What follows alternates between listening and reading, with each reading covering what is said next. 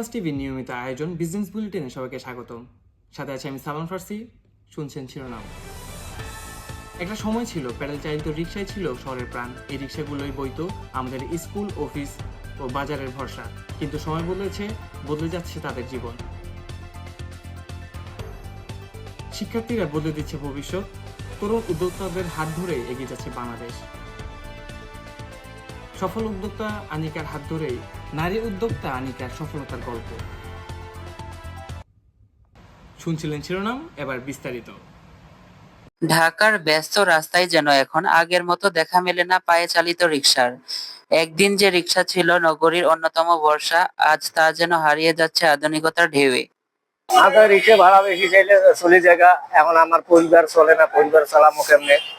Auto rickshaw আর easy বাইকের সহজলভ্যতার দ্রুত গতির কাছে হার মানছে এই প্রাচীন বাহন। পায়ে চালিত রিকশার সময় লাগে বেশি, ভাড়াও তুলনামূলক বেশি, তাই যাত্রীরাও ঝুঁকছে দ্রুত গতির বিকল্পর দিকে। এখন এটা ছাড় দেওয়ার মতো অবস্থা হয়ে গেছে। সারাদিন গাড়ি চালাই, এই মাত্র আমদানি দিলে আমার 50 টাকা কামাই হয়েছে। বিশেষজ্ঞরা বলছেন, রিকশা চালকদের জন্য বিকল্প কর্মসংস্থানের সুযোগ তৈরি না করলে খুব শীঘ্রই পায়ে চালিত রিকশা ইতিহাসের পাতায় ঠাঁই নেবে। যাত্রী উঠে না, ভাড়া বেশি জায়গা। অর্থনৈতিক দুর্দশা দিন দিন কমছে এই পেশার প্রতি আগ্রহ। যারা এখনো টিকে আছেন তাদের জীবিকা রীতিমতো অনিশ্চিত। টিকে থাকা কঠিন, হারিয়ে যাওয়া যেন অবশ্যম্ভাবী। ঢাকার রাস্তায় পায়ে চালিত রিকশা ঝিমিয়ে পড়া চাকা যেন বলে দেয়, সময় কেবল এগিয়ে চলে, অপেক্ষা করে না কারোর জন্য। অর্থনৈতিক টানাপোড়েন এবং কালের বিবর্তনে পায়ে চালিত রিকশা যেন দিন দিন হারিয়ে যাচ্ছে। আমি Ahmed Basriman, campus TV, Savar, Dhaka. Pizza চত্বর নামটি ইতিমধ্যে জাহাঙ্গীরনগর বিশ্ববিদ্যালয় শিক্ষার্থীদের মাঝে ব্যাপক জনপ্রিয়তা লাভ করেছে। এটি শুধুমাত্র একটি ফাস্টফুডের দোকান নয়, বরং শিক্ষা জীবনে অধ্যয়নরত অবস্থায় একজন তরুণের উদ্যোক্তা হয়ে ওঠার গল্পও বটে। আমি আপনার অ্যাকাউন্টিং 48 জাহাঙ্গীরনগর থেকে পড়াশোনা করতেছি, আর পাশাপাশি টুকটাক কিছু বিজনেস করতেছি। আমি এখন থেকে যদি উদ্যোগ নেওয়া একটা কিছু করার চেষ্টা করি, তাহলে ইন ফিউচারে এটার একটা ভালো একটা ফিডব্যাক পাওয়া যাবে। যেমন যে পড়াশোনার পর আমি জবের জন্য ছুটতেছি, এই জিনিসটা করা লাগবে না। বিশ্ববিদ্যালয়ে অধ্যয়নরত অন্যান্য শিক্ষার্থীরাও আদনান সাহেবের এই উদ্যোগটিকে সাধুবাদ জানাচ্ছেন।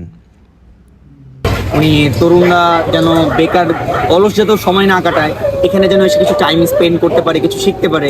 ফিউচারে যারা বিজনেস করার প্ল্যান করছে তারা যেন খুব ইজিলি মোটিভেশন পাইতে পারে। সেই জন্য আমি মনে করি আদনান ভাইয়ের পিজা চত্বরে এসে কাজ করা উচিত, শেখা উচিত। ইতিমধ্যে জাহাঙ্গীরনগর বিশ্ববিদ্যালয়ের মধ্যে এই উদ্যোগটি ব্যাপকভাবে জনপ্রিয়তা লাভ করেছে। তরুণরা উদ্বুদ্ধ হইতেছে আর কি, যে বাংলাদেশের বেকারত্বের সমস্যা, একটা ব্যবসা কেন্দ্রিক যে নিজের জীবন চালানোর জন্য, এবং এর দ্বারা তিনি তো উপকৃত হচ্ছেন, এবং যারা সাধারণ শিক্ষার্থী টিউশন পায় না তারাও ব্যবসার দিকে ঝুঁকে পড়তেছে। বাংলাদেশের আর কি আর্থিকভাবে তো স্বাবলম্বিত অবশ্যই হইতেছে। দেশের আর্থসামাজিক প্রেক্ষাপটে গতানুগতিক চাকরির প্রতিযোগিতা ছেড়ে তরুণদের মধ্যে উদ্যোক্তা হওয়ার স্বপ্ন অবশ্যই আশানুরূপ। দর্শক, আমরা এখন আছি জাহাঙ্গীরনগর বিশ্ববিদ্যালয় বটতলা প্রাঙ্গণে। আমরা বাংলাদেশের শিক্ষার্থীদের গতানুগতিক যে দ্বারা তারা পড়াশোনা শেষ করে চাকরির বাজারে তারা হিমশিম খায়, তারা চাকরি বাজারে দৌড়দৌড়ি করে। কিন্তু আমরা এখানে সেই শিক্ষার্থীদের সাথে কথা বলার মাধ্যমে জানতে পেরেছি যে তাদের তরুণরা নতুন তরুণ উদ্যোক্তা হওয়ার তাদের ভেতর শখ আছে, তারা এটিকে প্রাধান্য দিচ্ছে। বাংলাদেশের প্রেক্ষাপটে অর্থনীতিতে এটি প্রভাব ফেলবে বলে আমরা আশাবাদী। জাহাঙ্গীরনগর বিশ্ববিদ্যালয় থেকে শেখ রায়হান আলী, ক্যাম্পাস টিভি, ঢাকা। পৃথিবীতে যা কিছু মহান সৃষ্টি চিরকল্যাণকর, অর্ধেক তার করিয়েছে নারী, অর্ধেক তার নর। নারী ও পুরুষকে এভাবেই দেখেছেন জাতীয় কবি কাজী নজরুল ইসলাম। বর্তমানে নারীরা কোনো কাজেই পিছিয়ে নেই, তারা তাদের নিজ যোগ্যতায় এগিয়ে যাচ্ছে প্রতিনিয়ত। ঘরে বাহিরে সব পেশায় নিজেদের নিয়োজিত করছে। তেমনি একজন সুমাইয়া আরিফিন আনিকা। ছোটবেলা থেকেই স্বপ্ন, ব্যবসা নিয়ে আমার একটা সবসময় স্বপ্ন ছিল যে ব্যবসা জিনিসটাই খুব ভালো লাগতো। যে চাকরি করলে আমি চাকরি নিজেও করেছি বেশ কিছুদিন, প্রায় 7-8 বছর চাকরিতে ছিলাম। চাকরিতে ওই পরের অধীনে কাজ করাটা আমার কাছে কখনোই ভালো লাগে না। ব্যবসায়ী বাবা ও গৃহিণী মায়ের মেয়ে আনিকা জন্ম ও বেড়ে ওঠা সাভারের দত্তপাড়া এলাকায়। ঘরোয়া খাবারের মতো করে খাবার তৈরি করে। পড়াশোনা শেষ করে বর্তমানে তিনি একটি খাবারের বিজনেস শুরু করেন। এই ছোট্ট জীবনে এমন হাজারো উদ্যোক্তা তাদের লক্ষ্য বাস্তবায়ন করার জন্য লড়াই করে যাচ্ছে। ড্যাফোডিল ইন্টারন্যাশনাল ইউনিভার্সিটি থেকে সালমান ফার্সি, ক্যাম্পাস টিভি, সাভার, ঢাকা। দর্শক এতক্ষণ সাথে থাকার জন্য ধন্যবাদ। দেখা হবে পরবর্তী নিউজ বুলেটিনে। ধন্যবাদ।